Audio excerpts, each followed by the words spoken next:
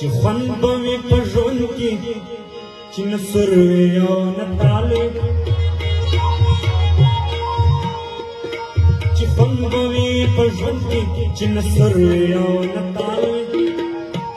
دا چا وي چې د شنو سترګو کتلو ته وار دا چا وي چې د شنو سترګو کتلو ته د تور سترګو جنکو ته دې